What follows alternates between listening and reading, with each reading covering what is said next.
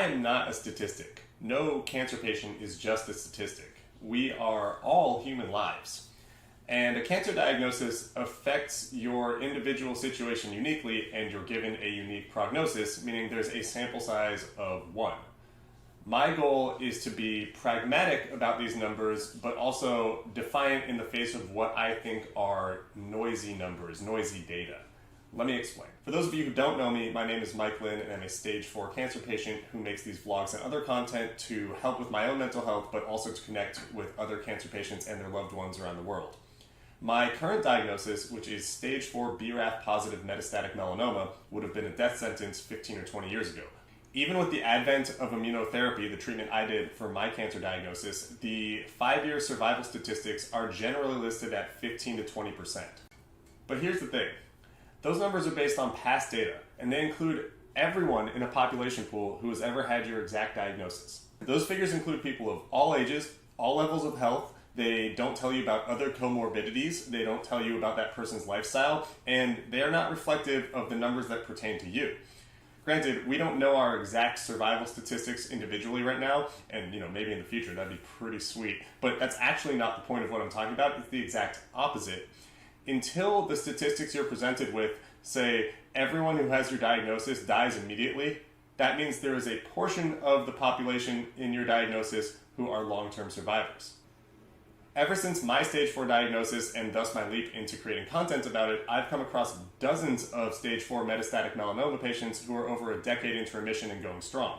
But that's not a license for me to be flippant and say, I'm going to survive no matter what. Like I said earlier, that's their individual situation and not mine. The reality is that there's a lot of luck involved in this stuff too, and we still do need to respect the fact that stage 4 melanoma and any other cancer diagnosis is incredibly serious. I seem to like giving disclaimers about the topics that I talk about in the middle of my videos, so I'll do one right now.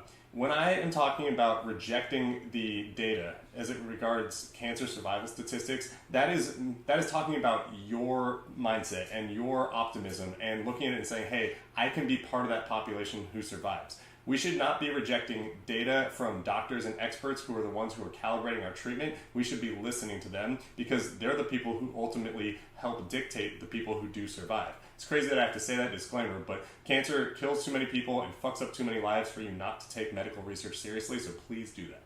But getting back to the emotional response side of the data that currently exists, I know what it's like to be handed a packet that says, statistically speaking, good luck. It's actually happened to me twice, and both times my stomach sank a little bit before I had time to think it through.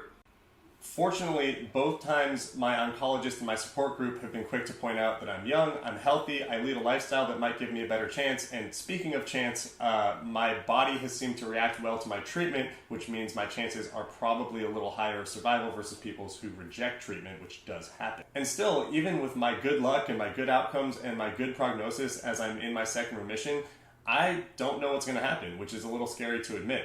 I could easily have a recurrence and be part of that population who does not outlive the 5-year survival statistics. This video is not about ignoring numbers just for the sake of being blindly optimistic. But it is about being cautiously optimistic and not letting fear based on outdated numbers add stress to an already debilitating diagnosis.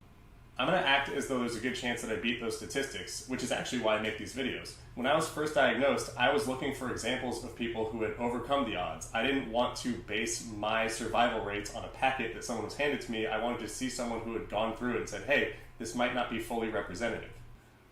So if you've just been diagnosed, or you're going through treatment, or you're in remission, and you're freaked out about the numbers, or you know someone else who is scared and depressed because of a packet they're handed, please remind them of this. You should take your diagnosis and your prognosis seriously, and you have every right to be scared. The numbers do play a role in how we're treated, and the numbers do represent what has happened historically, but we individually are not those statistics. We are each our own life. I'm going to take this opportunity to talk about some statistics that do excite me, which would be my channel engagement, because I'm trying to reach as many cancer patients and their loved ones as possible. So I'm going to shamelessly ask you to hit that like and subscribe button right now because it really helps my channel grow, and seeing those statistics is dope. The growth of this channel has actually led me to a lot of unique friendships and work opportunities, and making this content has been super fulfilling, so if you would do that right now, I would truly appreciate it. For those of you who have made it all this way, I really value your time, and thank you for watching, and I will be back with you soon. Thank you. Bye.